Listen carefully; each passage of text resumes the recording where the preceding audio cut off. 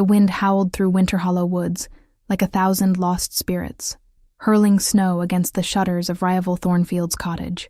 She pulled her wool shawl tighter, glancing toward the frosted window where the world had turned white and merciless.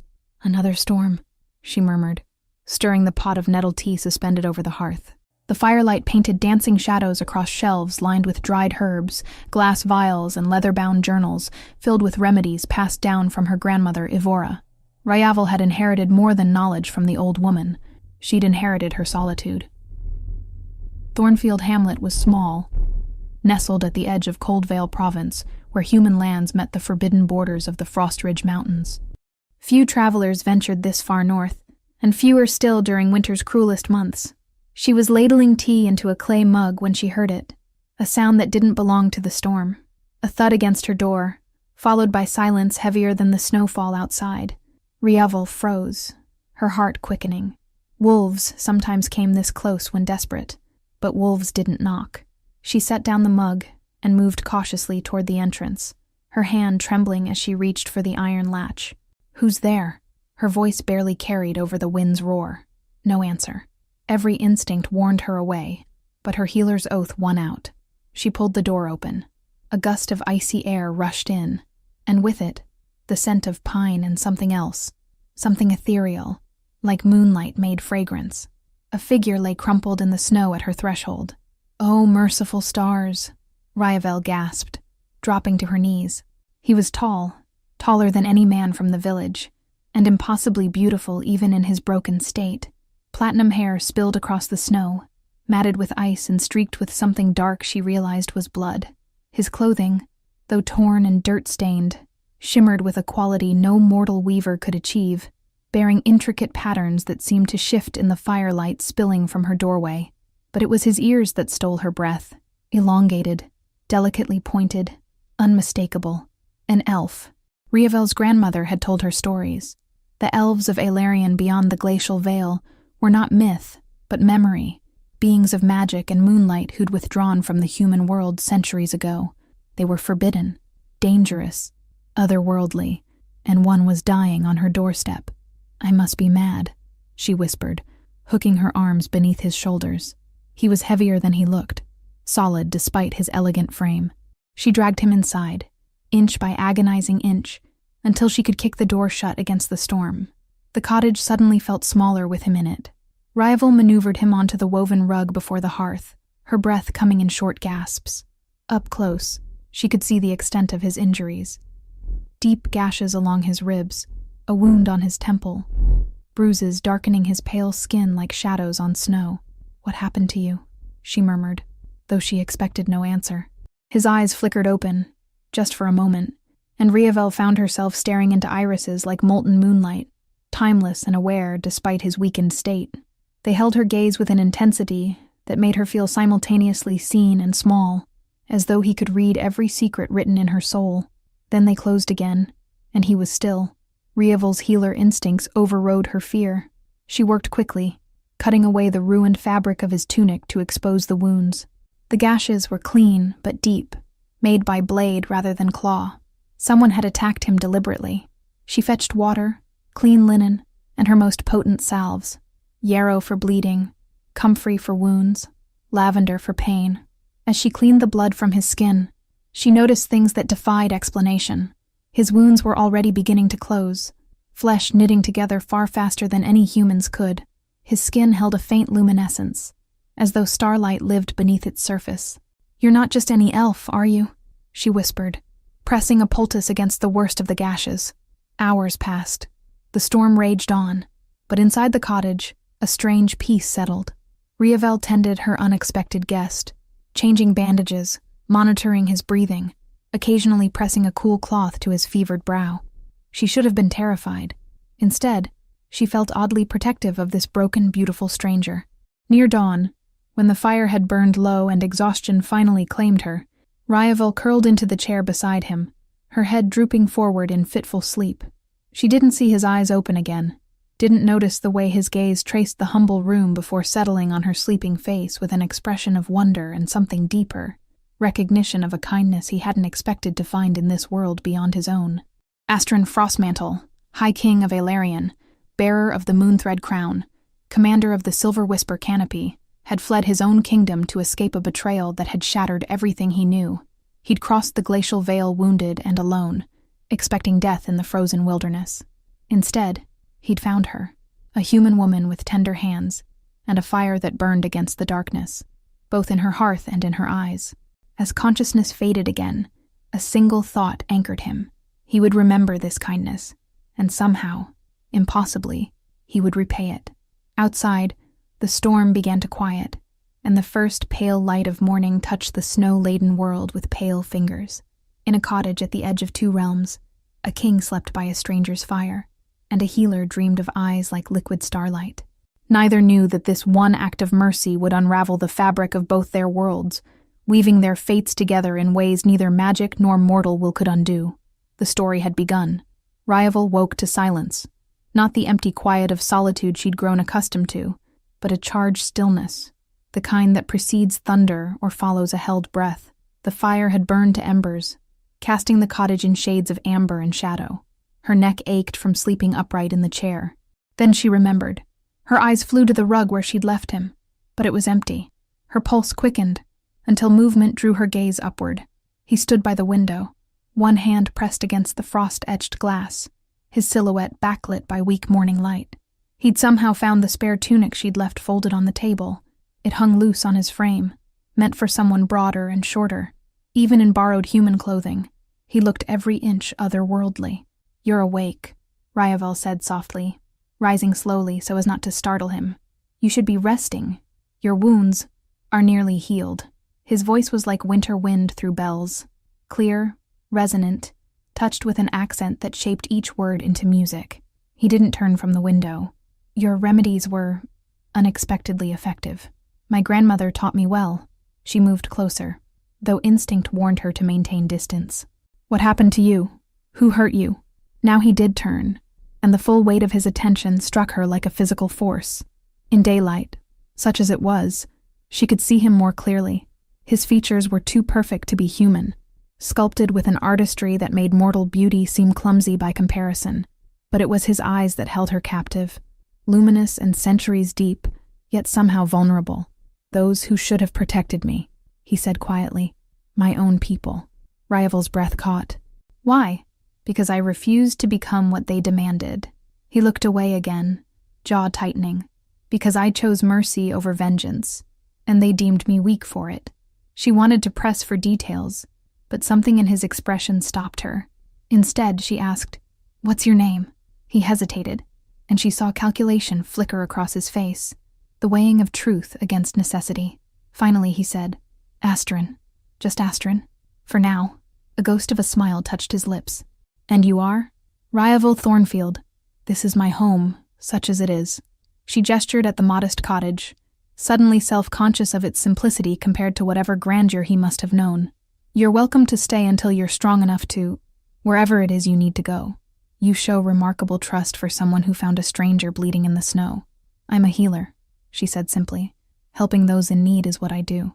Besides," she offered a small smile, "if you'd meant me harm, you've had ample opportunity." Something shifted in his expression, a crack in the careful mask he wore. "You have no idea how rare that is. Trust, freely given. Maybe I'm just foolish." "No." His voice carried absolute certainty. "Not foolish. Kind. There's a difference." A comfortable silence settled between them, broken only by the snap and hiss of the fire as Ryavel coaxed it back to life. She began preparing breakfast, simple fare of oat porridge, dried berries, and honey. "Come," she said. "Help me with this. If you're well enough to stand, you're well enough to measure oats." Surprise crossed his features, followed by something that might have been delight. He joined her at the small preparation table, and she guided his hands through the simple tasks, scooping grain, adding water, stirring in honey. "Tell me about this place," he said as they worked. "Your village, this Thornfield hamlet." Ryavel considered while transferring the mixture to a pot. "There's not much to tell. We're small, maybe 40 families, far enough from the larger towns that were mostly forgotten. We farm what we can in the short summers, hunt and preserve for winter. I tend the sick and injured when needed." She hung the pot over the fire. "It's quiet, safe, unremarkable. Unremarkable can be precious, Astrid murmured. Where I come from, everything is ceremony and significance. Every word weighted, every gesture analyzed.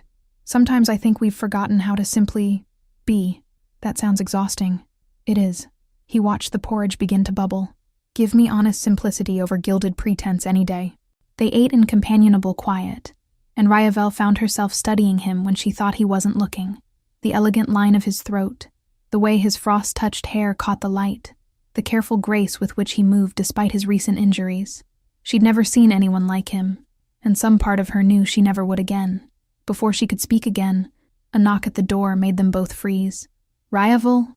The voice was female, elderly. Are you well, child? I saw your smoke and thought I'd check. Old Marta, Ryavel whispered. My neighbor. She gestured urgently toward the loft ladder. Asterin moved with fluid silence, disappearing up into the shadows above. Ryavel smoothed her dress, composed her expression, and opened the door. Marta stood there, bundled in layers of wool, her weathered face creased with concern. The storm was fierce. I wanted to make sure you weathered it. I'm fine, Marta. Thank you for checking. Ryavel kept her body blocking the entrance, uncomfortably aware of the 2 bowls of porridge sitting on her table. You're eating? Marta's sharp eyes caught the detail, both relieved and glad to see it. You work yourself too hard. Barely remember to feed yourself most days. I'm trying to be better about that, Ryavel managed. Good. Marta patted her arm. Well, I won't keep you from your breakfast. Just wanted to see you were well. After the old woman left, Ryavel closed the door and leaned against it, heart pounding. Asterin descended from the loft, his expression apologetic. I've complicated your life, he said quietly. Yes, she agreed, but some complications are worth it. You say that now, after one day. You barely know me, Ryavel. For all you know, I could be exactly what they claimed. Unworthy, weak, a threat to everything I was meant to protect. I don't believe that. You don't know enough to believe or disbelieve. I know you could have taken what you needed from my home while I slept. You could have threatened me, stolen from me, left me for dead. Instead, you stood by a window looking lost. She moved closer. I know kindness when I see it, Astrin, even wrapped in pain and running from shadows. Something in his carefully constructed walls crumbled. He reached out slowly, giving her time to pull away, and took her hand with devastating care. I don't deserve your faith, he whispered. Maybe not, she agreed, but you have it anyway. Outside, the sun broke through the clouds for the first time in days, sending shafts of golden light through the frost-painted windows. In that illumination, Ryavel could have sworn she saw something shimmer around Astrin, a corona of pale light that vanished the moment she tried to focus on it. She didn't know she was holding the hand of a king, didn't know that in Elarion beyond the glacial veil, the Stellaris citadel stood in chaos, that counselors argued over succession, that search parties combed the Frostridge Mountains for their missing sovereign. All she knew was that this beautiful, broken stranger needed shelter from a storm that had nothing to do with snow and wind, and everything to do with betrayal and exile. Stay, she found herself saying. As long as you need. No questions, no demands. Just stay. Asterin studied her face as though memorizing every detail. The scatter of freckles across her nose, the warmth in her hazel eyes, the stubborn set of her jaw that spoke of strength wrapped in compassion. For now, he agreed quietly, until I understand what comes next. Neither of them mentioned that for now felt like a promise neither could keep, that forces beyond their control were already moving, that this fragile peace couldn't possibly last. For now was enough. For now, they had firelight and safety, simple food and honest conversation, and the tentative beginnings of something neither dared name. Outside, the snow began to melt, revealing the first green shoots of early spring beneath the white. In a cottage at the boundary of worlds, winter and thaw existed in impossible balance, just like the mortal woman and the Elven King, learning to trust the stranger in their midst. 3 weeks passed like a dream, wrapped in waking. Astrin remained in Ryavel's cottage, and with each day, the boundaries between them grew softer, more permeable. He helped with daily tasks, chopping firewood with inhuman precision, mending the cottage roof that had leaked since autumn, even assisting with her herb preparations. His long fingers surprisingly deft at grinding seeds and measuring tinctures. He stayed mostly within the cottage and its immediate grounds, avoiding the village proper. Ryavel brought supplies from the market, deflecting questions about her sudden need for extra food with vague mentions of preparing for a long spring. But the village noticed, of course. Thornfield Hamlet was too small for complete secrets. "You've been keeping to yourself more than usual," old Marlowe Greenwood observed one morning, when Ryavel came to the village square for supplies. The elder's weathered face was kind but curious. "Everything well at the cottage?" "Very well," Ryavel replied carefully, selecting carrots from the market stall. "Just busy with preparations. Spring planting, organizing my grandmother's old journals." Marlowe's bushy eyebrows rose slightly. "Saw smoke from your chimney at odd hours. More than usual for one person. I've been experimenting with new remedies. They require careful temperature control." The lie came more easily than it should have. Marlowe studied her for a long moment, and Ryavel braced for probing questions. Instead, his expression softened. "Your grandmother would tell you to guard your heart, child. I've seen that look before. My own daughter wore it once, for a trader's son who promised to return." He pressed the carrots into her basket. "He didn't." Heat crept up Ryavel's neck. "I don't know what you mean." "Don't you?" But his tone was gentle. "Just be careful. Whatever's put that light in your eyes." The words stayed with Ryavel as she hurried home through streets lined with melting snow. She found Astron in the garden plot behind the cottage, examining the soil with scholarly focus. He'd shed his borrowed tunic in the unseasonable warmth, and sunlight painted his bare shoulders and back with liquid gold. Her heart stumbled at the sight of him. He looked up as she approached, and his face transformed with a smile that made her breath catch. "The earth here is good," he said, rising to his feet. "Rich. You could grow remarkable things if you wanted to expand the garden." "I've thought about it," Ryavel admitted, setting down her basket.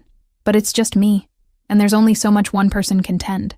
"Not just you," Astron said quietly. "Not anymore." The words hung between them, heavy with implication.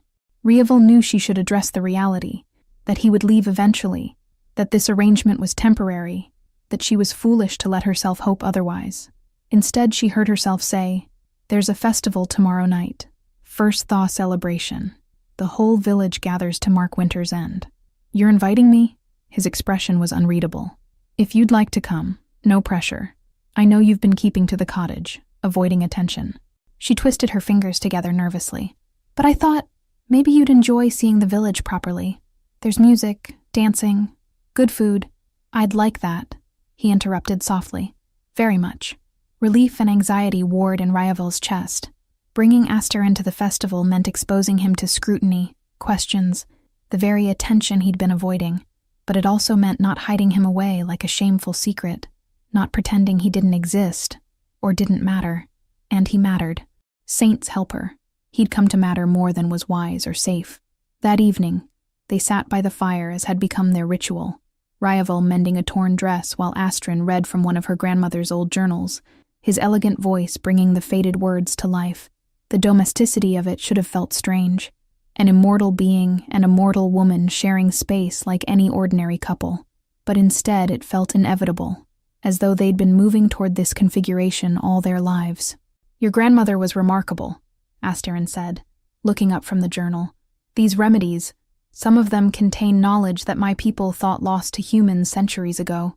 She said she learned from travelers who passed through when she was young, strange folk from far away who taught her things not in any ordinary healer's book." Ryavel set aside her mending. "I used to think they were just stories. Now I wonder if some of those travelers were, like you." "It's possible." His gaze grew distant. "We weren't always so separate, humans and elves. Once, long ago, there was more exchange between our peoples, but fear and misunderstanding built walls, and eventually those walls became the glacial veil, a barrier of magic and mistrust. Do you miss it? Your home?" The question clearly pained him.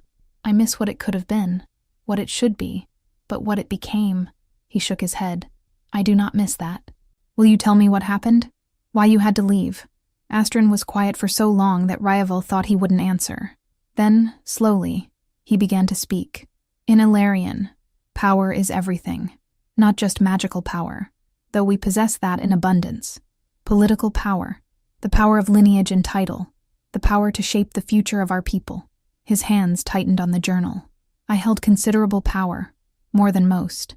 And with it came expectations, that I would use it to maintain tradition, to keep the old ways, to ensure our separation from the human world remained absolute. But you didn't want that, Riavel guessed. I wanted change, evolution. I believed, still believe, that isolation makes us brittle, that refusing to engage with the changing world means stagnation and eventual decline.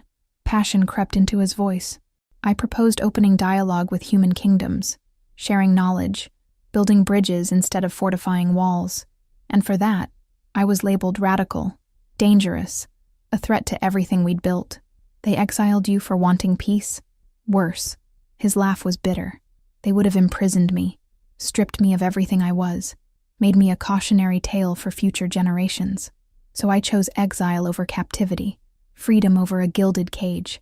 Riavel moved from her chair to sit beside him on the floor, close enough that their shoulders nearly touched. Their loss is my gain, then, selfish as that sounds. Asterin turned to look at her, and the intensity in his eyes made her pulse quicken. Riavel, you must understand. Being near me is dangerous. If my people discover where I am, if they send hunters across the Vale, let them come, she said with more bravery than she felt. This is my home, my land, and you're under my protection. Your protection? A smile tugged at his lips despite the gravity of the moment. You do realize I'm a trained warrior, yes? That I've commanded armies and survived battles that would, and yet you nearly died in a snowstorm and I saved you. Riavel interrupted, lifting her chin. So yes, my protection. The laughter that escaped him was genuine and surprised, transforming his face entirely. Fair point. I concede to your superior life-saving skills. As you should. But her smile faded as she added, I mean it, though. Whatever comes, you don't face it alone. Not anymore. Astrid reached out slowly, giving her time to pull away, and took both her hands in his.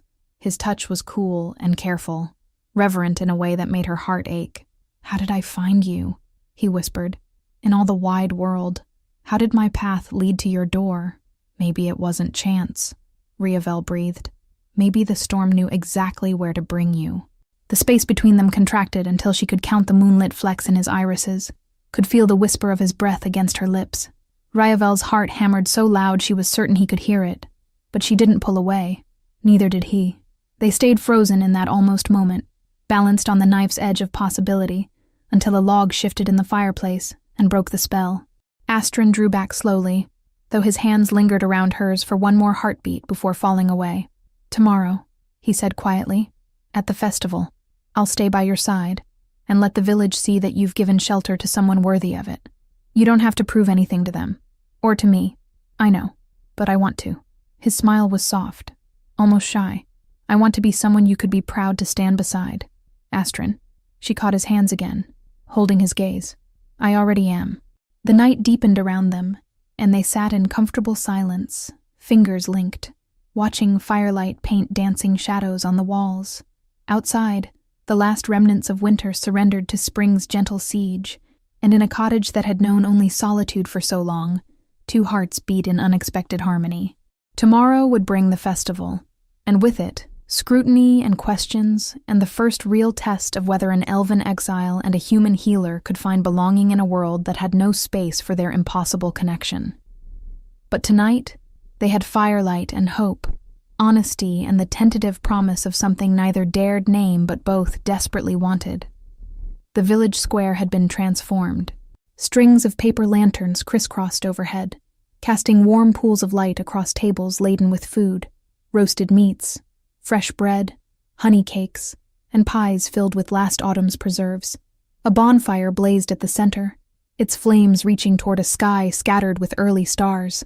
Musicians tuned their instruments in one corner while children ran shrieking between the adults, drunk on excitement and the rare sweet treats.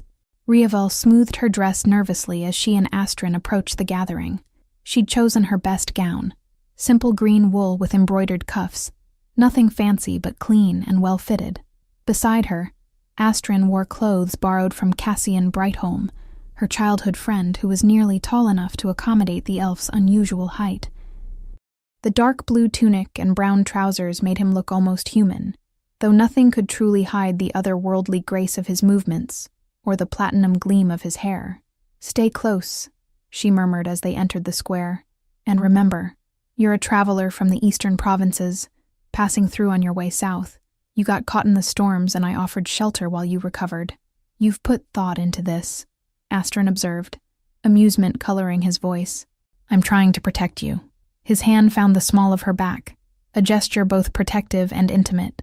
"I know, and I'm grateful for it, even if I'm more worried about protecting you from what association with me might bring." Before Riavel could respond, Cassian Brightholm spotted them and made his way over, his broad face breaking into a friendly grin. "Riavel, and you must be the traveler she mentioned." He extended a hand toward Astrid. "Cassian Brightholm, those are my clothes you're wearing. They fit, sort of." Astrid clasped the offered hand with careful courtesy. "Astrid, I'm grateful for the loan, and to your village for the hospitality." "Eastern provinces," Riavel said. Cassian's eyes were sharp despite his easy manner. "That's quite a journey. What brings you this far north? Seeking new trade routes? Documenting regional variations in craftsmanship?" Astrid's lie was smooth, practiced. "I'm a scholar of sorts. The storms caught me unprepared." "Well, you found the right person in Riavel, best healer in 3 provinces." Cassian clapped Astrid on the shoulder with easy familiarity. "Come, eat, drink. We celebrate winter's end and spring's promise." Other villagers approached with varying degrees of curiosity as the evening progressed, some friendly, some suspicious, all interested in the striking stranger who'd appeared in their midst. Astrid handled each interaction with diplomatic grace, answering questions without revealing anything substantial, charming the elderly women, and impressing the men with his knowledge of forestry and weather patterns. Riavel watched him navigate the social currents with growing admiration. This was someone trained in statecraft, she realized, someone accustomed to managing perception and maintaining careful facades. Yet when he looked at her between conversations, his mask slipped, and she saw genuine warmth there. As evening deepened, the music began, fiddles and flutes weaving melodies that pulled villagers into dancing. Riavel watched from the edges, content to observe, until Astrid extended his hand with a slight bow. "Dance with me." His eyes held playful challenge. "I should warn you, I'm not very good. Neither am I. We'll muddle through together." She took his hand, and he led her into the swirling crowd of dancers. What followed was chaotic and joyful. Astrid clearly had formal training in elegant court dances that bore no resemblance to the village's energetic reels, while Riavel knew the steps, but kept getting distracted by his nearness. They stumbled, laughed, recovered, and stumbled again, until they found a rhythm that was entirely their own. "You lied," Riavel accused breathlessly as he spun her with unexpected skill. "You're an excellent dancer. The dances I know are nothing like this," he admitted, pulling her close as the music shifted to something slower. "But I'm learning to adapt." They swayed together, his hand warm against her waist, her palm resting on his shoulder. Around them, other couples moved through similar patterns, but Riavel was aware only of him, the way he looked at her as though she were the only person in the world, the tender care in every touch, the smile that softened his features into something heartbreakingly vulnerable. "Happy?" he asked quietly. "Terrified," she admitted. "But yes, happy." "Terrified of what?" "That this will end, that you'll leave, that I'll wake up and find this was all a dream." Astrid's arms tightened around her. "I'm as real as you are, Riavel, and I'm not going anywhere. Not yet. But someday is not tonight." He pressed his forehead to hers in that gesture that had become theirs alone. "Tonight we dance. Tonight we exist in this moment, and let tomorrow worry about itself." The music swelled and faded, night deepened around them, and still they danced. Other villagers began to drift away, heading home with full bellies and light hearts, but Riavel and Astrid remained, moving slowly in the firelight like they had all the time in the world. They walked home through quiet streets, the sounds of the festival fading behind them. Riavel's hand was tucked into the crook of Astrid's arm, and she felt lighter than she had in years, buoyed by music and movement, and the simple joy of being seen with him, of not hiding what was growing between them. That lightness shattered when they reached the cottage. Cassian stood in the shadows near her door, his expression grim in the moonlight. "Cassian?" Riavel's voice carried a tremor she couldn't suppress. "What's wrong? We need to talk. Inside." His gaze flicked to Astrid. Unreadable. "All of us." Once inside with the door closed and lamps lit, Cassian wasted no time. Strangers arrived this morning, just after dawn. 3 of them. Well-armed, well-spoken. They went to the tavern asking questions about travelers in the area. Said they were hunting a dangerous fugitive from the northern territories. Astron went very still, every line of his body tensing. What kind of questions? About someone matching your description. Tall, unusual appearance. Possibly injured. Likely seeking shelter. Cassian's jaw tightened. They said he was dangerous. A criminal who'd fled justice. What did you tell them? Riavel asked, her heart hammering. Nothing. I'd only just met Astron at the festival tonight. First time I'd seen him properly. So when they asked, I honestly said I knew of no such stranger. Cassian looked between them. But others might talk. The village is small, and people notice things. Are they still here? Astron's voice was tight, controlled. Staying at the inn tonight. They plan to search the area tomorrow, going door to door if necessary. Cassian shifted his weight. I convinced Marlowe to slow them down. He'll insist on proper protocol, village council approval before they can conduct official searches. But that'll buy you a day at most, maybe 2. Riavel felt the world tilting beneath her feet. 3 weeks of careful peace, shattered in an instant. We need a plan. We need to get him out of the village, Cassian said bluntly. Tonight, before they start searching. No, Astron's voice cut through the panic. Running now will only confirm their suspicions. They'll pursue harder, and anyone who helped me will face consequences. Then what do you suggest? Cassian demanded. We give them what they expect to find. Astron began pacing, his mind clearly racing through possibilities. A traveler who stayed briefly, recovered from his injuries, and moved on.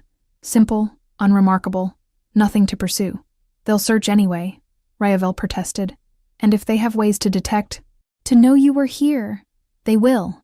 Astron stopped pacing, turned to face them both. Which is why you need to know the truth, all of it. Because what comes next will require you to lie convincingly. And you can't do that without understanding what you're protecting. Cassian crossed his arms. I'm listening. Astron drew a deep breath, and when he spoke, his voice carried the weight of confession. My full name is Astron Frostmantle. I was, the High King of Aelarion, sovereign of the Stellaris Citadel, and all lands beneath the Silver Whisper canopy. Silence crashed through the cottage like a physical force. Cassian's eyes widened, and Riavel found she couldn't breathe. A king, Cassian finally managed. You're a king. I ruled for 3 centuries, Astron continued, the words coming faster now as though confession was a dam breaking. Maintaining the peace established by my ancestors, upholding the traditions that separated our world from yours. But I grew to see those traditions as chains, not protection. Our people were dying, our magic stagnating, our future eroding, because we refused to adapt. He moved to the window, looking out at the darkness. I proposed change, opening limited dialogue with human kingdoms, sharing knowledge, building understanding instead of maintaining fear. The council rejected it. Worse, my cousin, Erindis Moonbranch, used it as proof that I was unfit to rule. She gathered conservative factions, painted me as corrupted, dangerous. They tried to imprison you, Riavel whispered, pieces clicking into place. The night I fled, elite guards, my own guards, came to my chambers. Erindis had convinced enough of the council that I needed to be contained. For the realm's safety, they claimed. His reflection in the glass was haunted. I fought my way out, nearly died crossing the glacial veil, and collapsed in a snowstorm thinking I'd failed at everything. And then Riavel found you, Cassian said quietly. And then Riavel saved me. Astron turned back to them, gave me shelter, asked no questions, offered kindness I hadn't known existed, made me believe that maybe my vision wasn't foolish, that connection between our peoples was possible. Riavel moved to him without thinking, taking his hands. Those hunters, they're from your cousin, sent to bring you back, or to eliminate the threat I represent. Either way, they can't allow me to survive in exile. His fingers tightened around hers, which is why I have to leave, tonight, before they connect me to you, before you face consequences for sheltering a fugitive king. No, Riavel said firmly. We're not doing this again. Running now changes nothing except making us both look guilty. She's right, Cassian interjected. If you vanish right before they search, it proves you were here. Better to stage a departure. Make it public. Make it believable. What are you suggesting? Astron asked. A fight. Cassian's expression was calculating. Tomorrow, in daylight, loud enough for people to hear, Riavel discovers the truth about who you really are, that you're wanted, dangerous. She throws you out, makes it clear she wants nothing to do with harboring fugitives. You leave publicly, heading south like she told the hunters you would. And then, Riavel asked, seeing the shape of the plan. Then he circles back after dark. There's an old hunting cabin about 2 miles northwest, abandoned this time of year, well hidden. He stays there while you convince the hunters you were deceived by a charming stranger. Cassian looked at Astrid. They'll verify you've gone, confirm Riavel's story, and move on to search elsewhere. It requires Riavel to lie to trained interrogators, Astrid protested, to maintain deception while they watch her, possibly for days or weeks. Then teach her. Riavel lifted her chin. You've had centuries of court politics. Teach me how to protect us both. The 2 men stared at her, Cassian with surprise, Astrid with something that looked like awe mixed with terror. You're asking me to put you in danger, Astrid said hoarsely, to let you face consequences while I hide. I'm asking you to let me be strong enough to fight for what matters. She held his gaze steadily. And you matter, Astrid. What you tried to build matters. I won't let them destroy that without a fight. For a long moment, no one spoke. Then Astrid pulled her close, pressing his face into her hair. You're the bravest person I've ever known, he whispered. And when this is over, when we're safe, I'm going to tell you exactly what you've come to mean to me. You'd better, she managed, throat tight with emotion. They spent the next hours planning, rehearsing the argument they'd stage, preparing for the separation that would keep them both safe. Cassian left before dawn to spread word of the travelers' imminent departure, to plant seeds of the story they'd need believed. Astrid taught Riavel how to school her expression, how to project anger convincingly, how to lie with body language as much as words. Between lessons, he explained the hunters' likely methods: magical detection, psychological pressure, threats veiled as concern. Remember, he said as false dawn painted the windows gray, they may test you after I leave, offer sympathy, try to make you confess doubts or fears. You must seem genuinely angry, genuinely betrayed. Can you do that? Riavel thought of what was at stake, not just Astrid's life, but his vision for a better world, the possibility of connection between their peoples.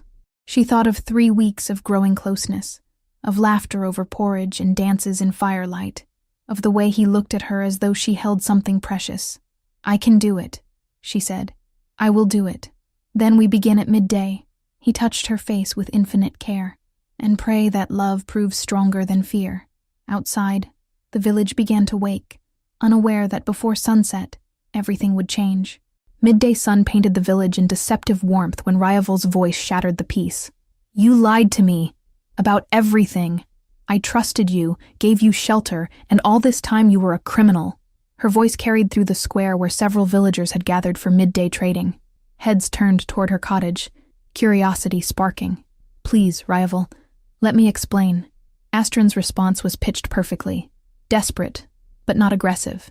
Exactly what a caught fugitive might say. Explain what? That soldiers came to my door this morning? That I could be arrested for harboring you? She appeared in the doorway, visible to the growing crowd, her face flushed with manufactured fury. Get out. Get out of my house and don't come back. He emerged moments later, carrying a small pack, his expression a masterwork of regret and shame. Among the gathered onlookers, Riavel spotted movement in the shadows across the street. One of the hunters, a tall figure with unnaturally still posture, watching the scene unfold. Perfect. I never meant to bring trouble to you, Astrid said, his voice carrying just the right note of anguished apology. Too late for sorry. Just go. She turned away, slamming the door with satisfying finality. Silence fell over the gathered crowd. Cassian stepped forward, his expression concerned. Riavel? What happened? She opened the door again, just wide enough to be heard, making sure her words would reach the watching hunter. The traveler I sheltered. He was running from the law. Those soldiers who came through asking questions, they were looking for him. I had no idea what I'd gotten mixed up in. Her voice cracked convincingly. I'm such a fool. Murmurs of sympathy rippled through the onlookers. Marlowe approached, his weathered face kind. You were trying to help someone in need. That's not foolish, child. It is when it brings armed soldiers to my door asking if I know where the fugitive is hiding. She wiped at her eyes. Not tears, but the gesture was effective. He's gone now. Heading south, finally. Good riddance. She retreated inside, closing the door on their concerned faces, and leaned against it, heart pounding. Through the window, she watched Asterin's figure grow smaller as he walked down the village's main path, heading south just as she'd said. He didn't look back. They'd agreed he wouldn't. It would seem too much like regret, like connection. Instead, he walked with his shoulders slightly slumped, the picture of shame and defeat. The hunter across the street watched him go, then melted into the shadows. 2 hours later, they came. Ryavel was organizing her herb stores, actually organizing them this time, needing the familiar rhythms to steady her nerves. When the knock came, sharp, authoritative, nothing like a neighbor's friendly visit, she composed her expression into something wary and slightly defensive before opening the door. 3 figures stood outside. The leader, a woman with ice-blonde hair pulled back in a severe braid, smiled with predatory politeness. Even attempting to pass as human, she was striking in a way that set Ryavel's instincts screaming danger. "Good afternoon. I am Elyrith Dawnshield, captain of the Northern Territory Guard." The lie was smooth. Ryavel knew from Astrin that they wouldn't reveal their true origin. "We're investigating reports of a dangerous fugitive in the area. May we ask you a few questions?" "Of course." Ryavel stepped back, allowing them entry, forcing her hands not to tremble. "Though I'm not sure how I can help."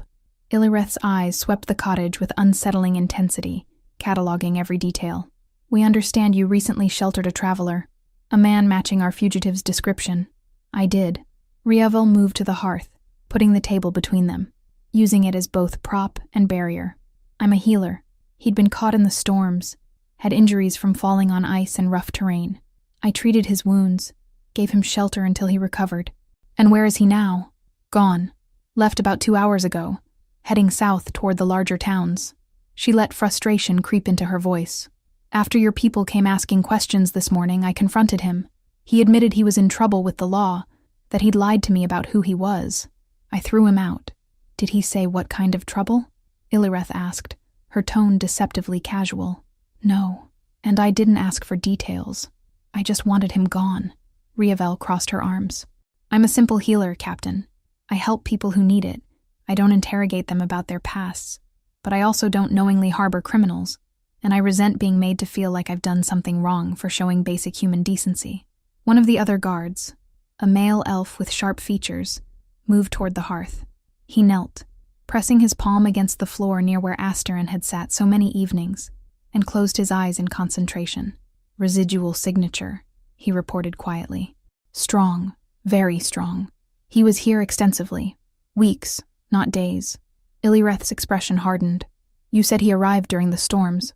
That was nearly a month ago." "Yes." Ryavel lifted her chin.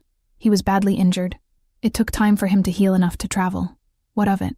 And in that month you never questioned who he was? Never wondered why someone so obviously educated, so clearly from elsewhere, would be traveling alone in winter? I assumed he'd fallen on hard times. Many people have stories they don't share, Captain. It's not my place to pry." She paused, then added with just the right amount of bitterness, though apparently I should have. The guards began searching, carefully at first, then with increasing thoroughness. They examined her herb stores, rifled through her grandmother's journals, checked the loft and the small root cellar. Ryavel watched with forced calm as they violated her space, reminding herself this was necessary. This was the plan. They found things. They had to make the search believable. A strand of platinum hair on the loft bedding, the faint depression in the rug where Asterin had slept that first night, evidence of 2 people living in a space meant for one. But they found no hidden chambers, no concealed fugitive, no indication of where he'd gone beyond Ryavel's consistent story. He left, heading south after she discovered the truth. After 20 minutes, Elyreth called off the search. She approached Ryavel with slow, measured steps, and her hand moved faster than human speed could track, catching Ryavel by the throat and pressing her against the wall, not hard enough to truly hurt, but enough to demonstrate power, to instill fear. "I believe you're lying," Elyreth said softly, her face inches from Ryavel's. "I believe you know more than you're saying, and I believe that if I press hard enough, you'll break and tell me where he's really gone." Ryavel forced herself to meet those cold eyes, forced her voice to stay steady despite the hand on her throat. Then press, search, threaten all you like. I can't tell you what I don't know. He left. That's all I can say because that's all there is. For a heartbeat. She thought Elyrith might actually harm her. Saw calculation in those ageless eyes, weighing the value of intimidation against the complications of injuring a human in her own home. Then, with deliberate slowness, the captain released her. You're either very brave or very foolish. I haven't decided which. Perhaps both, Riavel managed, rubbing her throat where red marks were already forming. We'll be watching this village, Elyrith warned. If your traveler returns, if you have any contact with him, you will report it immediately. Understood? Understood, Riavel agreed, and they both knew she was lying. The hunters left, and Riavel stood in the wreckage of her cottage. Furniture overturned, supplies scattered, her careful order destroyed. She waited until she was certain they were gone before her knees gave out and she sank to the floor, shaking with delayed reaction. She'd done it, maintained the deception, projected the right combination of anger and ignorance, given them nothing to contradict the simple story. But saints, the cost, the fear, the violation, the red marks on her throat that would bruise by morning. Worth it, she told herself firmly. For Astrid, for what he represented, for the chance at something better. It was worth it. She just had to hold on a little longer. Just had to wait for the hunters to move on, for it to be safe for him to return. Outside, clouds gathered across the stars, and somewhere in the darkness, Astrid huddled in an abandoned cabin, trusting that the woman he loved was strong enough to protect them both. 7 days crawled past like years. The hunters returned twice more, once the day after the search, once 3 days later. Each time, Elyrith questioned Riavel with increasing intensity, probing for cracks in her story, offering sympathy one moment and veiled threats the next. He must have said something about his plans, Elyrith pressed during the second visit. People always do, when they think they're safe. He talked about herbs, Riavel replied, keeping her voice flat, tired. About the weather, about how grateful he was for the shelter. If he mentioned plans, I don't remember them. I wasn't paying that much attention to a stranger's travel arrangements. You sheltered him for nearly a month. Surely you grew close enough to feel betrayed when I learned the truth. Riavel let bitterness sharpen her tone. Close enough to feel like an idiot for trusting someone I barely knew. Is that what you want to hear, Captain? That I was foolish? I already know that. On the 8th day, the hunters finally left the village. Cassian brought word that evening, slipping into her cottage after dark. They're gone, he said quietly, headed south, following the route they think he took. Marlowe had scouts confirm it. They're truly gone, not doubling back. Relief nearly buckled Riavel's knees. You're certain? As certain as we can be. Cassian's expression was sympathetic. You should wait another day or two, though. Make sure they don't return. 2 more days, Riavel agreed, though her heart rebelled at the delay. She waited 3 to be absolutely safe. 3 more days of maintaining the fiction, of playing the role of foolish healer who'd been deceived, of pretending the bruises on her throat didn't ache with memory of Ilyreth's threat. On the 11th night after Astrid's departure, she packed supplies into a leather satchel and slipped out of the village under cover of darkness. The hunting cabin was exactly where Cassian had described, a weathered structure half hidden by encroaching forest, barely visible even in the moonlight. Riavel approached cautiously, suddenly uncertain. What if Astrid had already left? What if the isolation had convinced him to move on, to not risk returning? The door opened before she reached it. Astrid stood backlit by dim firelight, and the relief that transformed his face nearly broke her composure. She crossed the threshold and he pulled her into his arms, holding her as though she might disappear if he loosened his grip. 11 days, he murmured into her hair. 11 days wondering if they'd hurt you, if the plan had failed, if I'd lost you. I'm here. She clung to him just as tightly. I'm safe. They believed it, Astrid. They're gone. He pulled back enough to search her face, and his eyes caught on the fading bruises at her throat. His expression went cold, dangerous in a way she'd never seen. She hurt you. Barely. Just intimidation. Riavel caught his hand before he could pull away. I'm fine. We're fine. It worked. At too high a cost. His fingers traced the bruises with devastating gentleness. I should never have let you. You didn't let me do anything. I chose this. She pressed his palm to her cheek. And I'd choose it again, Astrid. Every time. He looked at her, really looked, and something shifted in his expression. The careful control he'd maintained for so long crumbled, revealing raw emotion beneath. "Rival Thornfield," he said quietly, "I am completely, impossibly, irrevocably in love with you." The words hung between them, finally spoken, making real what had been building since the night she'd found him broken in the snow. "You don't even really know me," she managed, though her heart was singing. "I know you're brave enough to shelter a stranger during a storm, kind enough to ask no questions, strong enough to lie to trained soldiers to protect someone you'd known mere weeks." His hands framed her face. "I know you see past crowns and titles to the person beneath. I know that when I'm with you, I'm not a king or a fugitive or a symbol. I'm just Asterin, and that's enough." "It's more than enough," she whispered. "You're everything, Asterin. These past 11 days without you, I've never felt so empty, so incomplete. Then let me fill that emptiness." He leaned closer, his breath warm against her lips. "Let me spend whatever time we have, days or decades, proving that what we've found is worth every risk, every sacrifice." "Yes," Riavel breathed. Yes to all of it.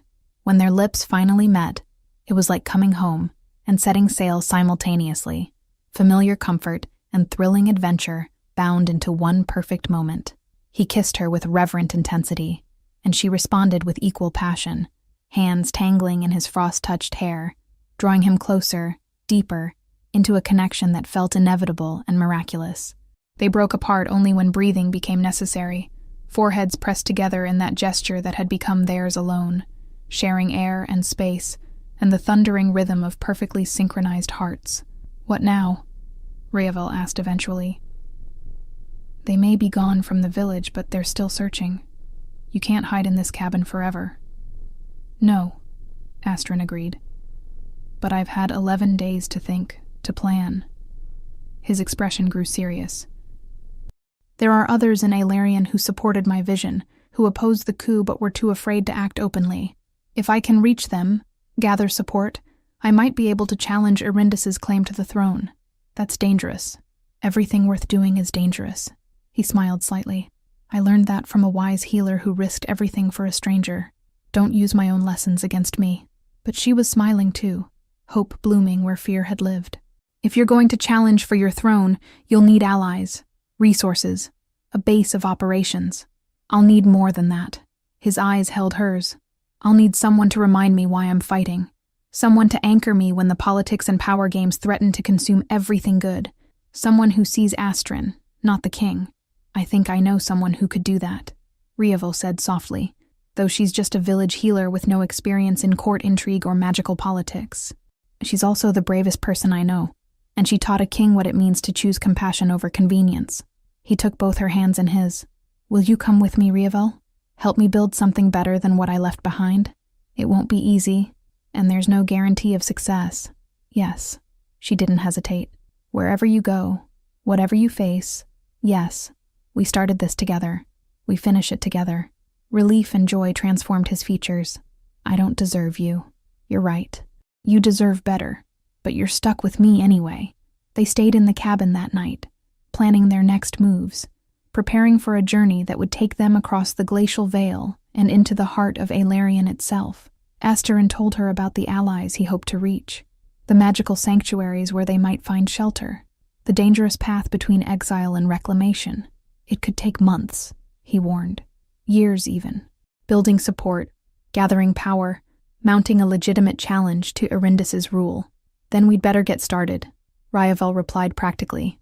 As dawn painted the sky in shades of rose and gold, they stood together at the cabin's threshold, looking toward the distant mountains that marked the border between their worlds. "Ready?" Asterin asked, offering his hand. Riavel laced her fingers through his, feeling the rightness of that connection settle into her bones. "Ready." They set out together as the sun climbed higher, leaving the cabin and the village, and the simple life Riavel had known behind. Ahead lay uncertainty, danger, the impossible challenge of reclaiming a throne from those who'd stolen it. But they also had each other, a healer and a king, mortal and elf, two souls who'd found in each other something neither had known they needed. And in a cottage at the boundary of realms, maintained now by Cassian and the villagers who'd come to understand what Riavel had sacrificed, A fire burned in the hearth, reminder that sometimes the smallest shelter against the storm can change the course of kingdoms. The story had ended. The legend had just begun. Thank you for journeying through this tale of courage, magic, and love. If this story touched your heart, please like this video, leave a comment sharing your favorite moment, and subscribe to our channel for more enchanting stories. Your support helps us continue creating worlds where wonder and hope prevail. Until our next adventure together, may you find your own magic in the ordinary and courage in unexpected places. Farewell, dear traveler.